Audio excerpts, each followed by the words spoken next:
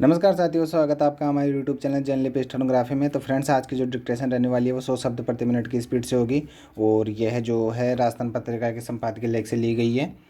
तो फ्रेंड्स, और यदि आपने हमारे चैनल को सब्सक्राइब नहीं किया है तो चैनल को सब्सक्राइब जरूर कर लें।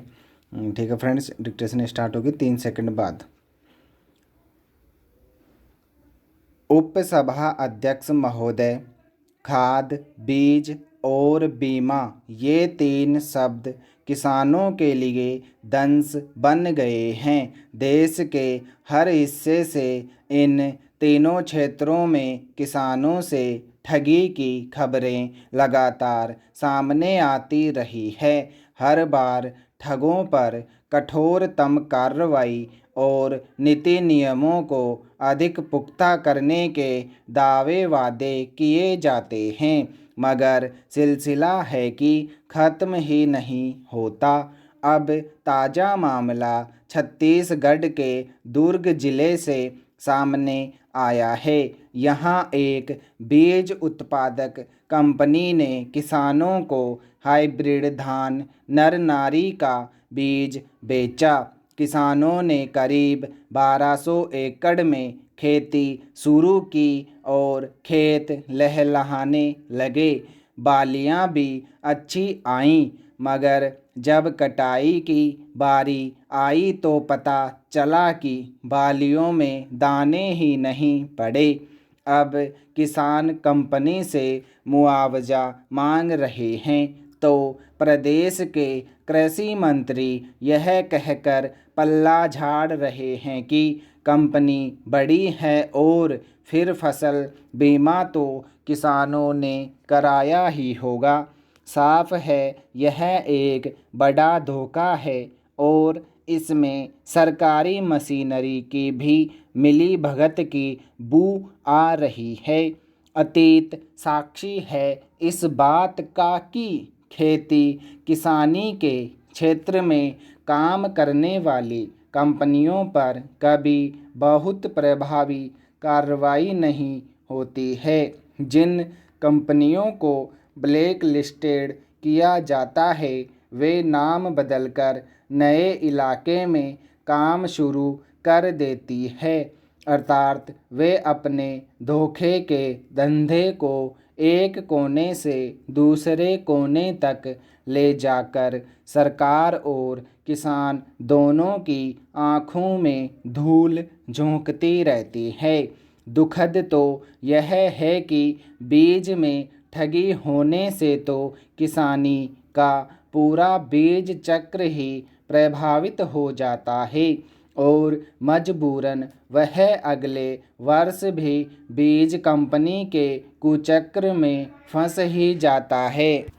रही बात फसल बीमा की, उसकी तो पूरी व्यवस्था ही गोलमाल है। दस्तावेज में ऐसी शर्तें लगाई जाती हैं कि अन्नदाता को लागत का 10-20% भी नहीं मिल पाता। हाँ, इतना ज़रूर है कि प्राकृतिक आपदा के दौरान फसल बीमा को लेकर पक्ष विपक्ष को आरोप प्रत्यारोप और जमकर बयानबाजी करने की वजह ज़रूर मिल जाती है।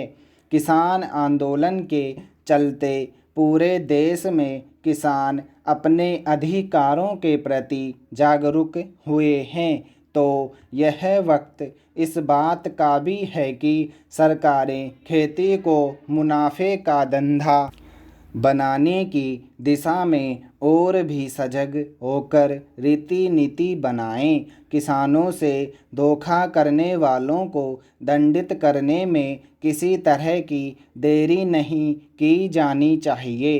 तो साथ ही किसानों का भरोसा भी सरकार को जीतना चाहिए। कृषि क्षेत्र से जुड़ी समस्याएं मुद्दत से समाधान की बाट जोह रही है। अन्नदाता को कई बार छला जा चुका है और उसका सब्र अब जवाब देने लगा है। वह अब बीज खाद और बीमा कंपनियों के हाथ का खिलौना न बने, इसका पुख्ता प्रबंध किया जाना चाहिए। हर वर्ष 22 मई को विश्व जैव विविधता दिवस मनाया जाता है। इसका उद्देश्य है लोगों को जैव विविधता के बारे में जागरूक करना। इस वर्ष जैव विविधता दिवस की थीम है we are part of solution. Corona महामारी ने पूरी दुनिया को हिला दिया है। विभिन्न विशेषज्ञ यह मानते हैं कि जैव विविधता के नुकसान वनों की लगातार कटाई और प्राकृतिक जैव विविधता में मनुष्य के बढ़ते दखल के कारण इस तरह के भयानक जूनोटिक रोग बढ़ रहे हैं। इस घातक बीमारी से मानव सभ्यता को जो झटका लगा है उसने हमें प्रकृति में अपनी स्थिति और भूमिका पर पुनर्विचार करने पर मजबूर कर दिया है।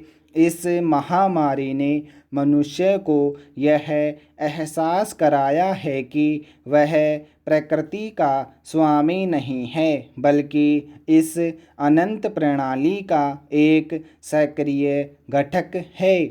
हमारा अस्तित्व और कल्याण प्राकृतिक प्रणालियों के सामंजस्यपूर्ण संचालन पर निर्भर करता है। अभी तक पर्यावरण प्रबंधन पर पूरा विचार विमर्श यह एहसास दिलाने पर केंद्रित था कि कैसे प्रकृति का शोषण करने की मानवीय गतिविधियों ने पारिस्थितिकी तंत्र को नष्ट कर दिया।